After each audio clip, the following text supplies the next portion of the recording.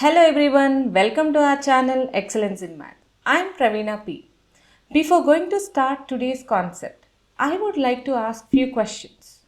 Have you ever wondered how pilots land planes safely? Also, how architects design tall buildings? Let's come to one related topic. How your phone GPS know about your exact location?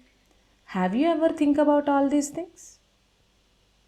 What if I told you one branch of mathematics make all this possible? Yes, that is trigonometry. Trigonometry means measuring triangles. So far, we have studied so much about triangles, the sides of triangles, the angles of triangles, even how to find the area of the triangles. Then you might ask me a question. If we have already know all these things, why do we need trigonometry? The answer is simple and powerful. Earlier, we have learned about the triangles where the sides are known or the angles are known. Also, the triangles are quite measurable. But trigonometry helps us to find the unknown heights and distances with the help of angles. Let us try to understand more about trigonometry with the examples. Let's try to understand with simple examples. How tall is the tower without climbing it? And how far is the ship from the shore? At what angle a ladder is to be placed in order to reach the window safely? Clear? Trigonometry is not just about the formulas and the angles written on the board. It is the language of heights, distances, and directions. You don't need to be a genius to learn trigonometry. You just need a curiosity and clarity. Shall we start? Imagine that you are the captain of the ship navigating through open waters at night. Directly in your path, your radar detects a stationary land mass or a hill. To ensure a safe passage and avoid a collision, you must precisely calculate and handle them. Here, the critical questions are: at what angle of elevation do you perceive the obstacle? What is the horizontal distance between the ship and the landmass? And how much deviation that you need to require to clear the landmass safely? We have to identify a right-angled triangle hidden in this situation. In this situation, angles like angle of elevation or angle of depression is easy to measure even when distance cannot. Where we need to measure something which we cannot touch, then trigonometry step in. Trigonometry is our tool. By using sine, cosine, and tangent ratios, we connect the known angles to the unknown distances. Once we connect the real world problem with the right angled triangle, then we left with an important question. What is that? How do we connect these angles with the sides of the triangle?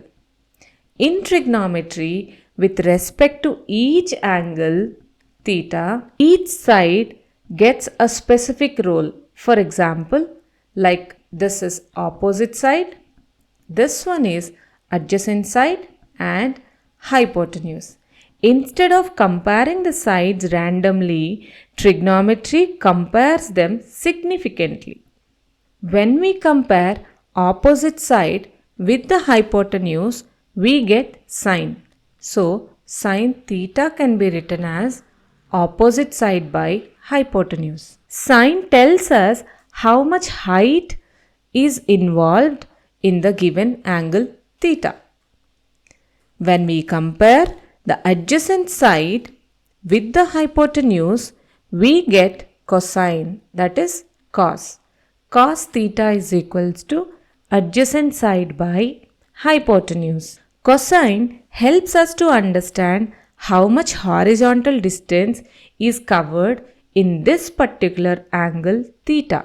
When we compare the opposite side with the adjacent side, we are going to get the trigonometric ratio tan. So tan theta is equals to opposite side by adjacent side.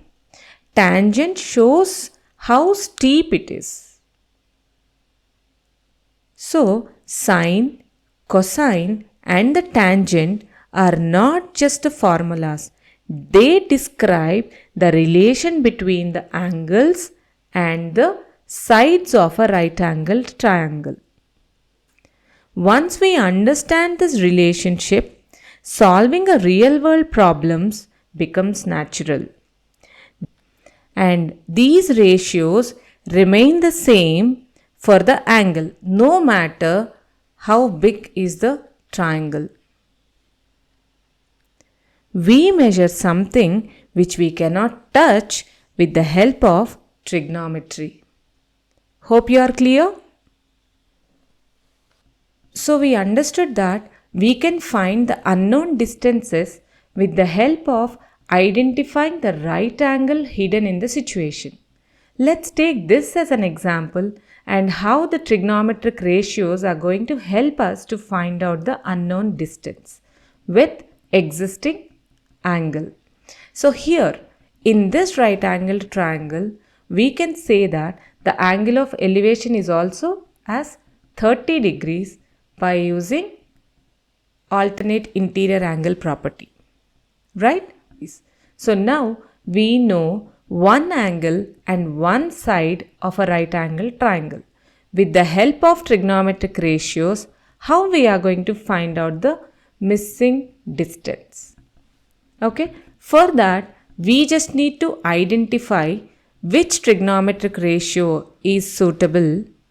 For that we just need to identify which trigonometric ratio, either sine or cos or tan, which trigonometric ratio is suitable to find the unknown distance. Here we know the perpendicular or the opposite side, and we need to find the adjacent or a base of this right angled triangle. So which trigonometric ratio is related to both opposite and adjacent? It is tan, right? So we can write tan 30 degrees is equals to opposite by adjacent, that is equals to 100 meters by x meters. With the help of trigonometric ratios, we already understood that trigonometric ratios have the same value at same angle. So at 30 degrees, irrespective of the size of the triangle, tan 30 has the same value. I am using the value of tan 30, that is 1 by root 3, that is equals to 100 meters by x meters. When we cross multiply, we will get x is in terms of 100 times root 3. So with the help of trigonometric ratio tangent, we can find the unknown value of this particular distance. And by using a root value, we know that root 3 is equals to 1.73.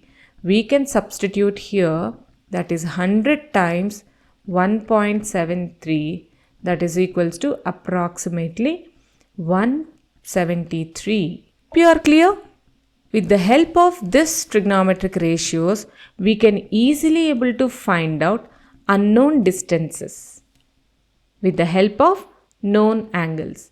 In the upcoming sessions, we will try to discuss more applications of this trigonometric ratios in our real life. With this explanation, hope you understand the importance of trigonometry in our real life.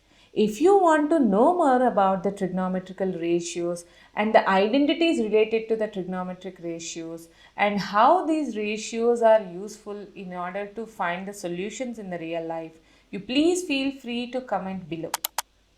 I will try to cover in the next session. If you find the content of this video is useful, please subscribe and share it with your friends. Also press the bell icon in order to get the notifications. We will meet again in the next session. Thank you. Jai Hind.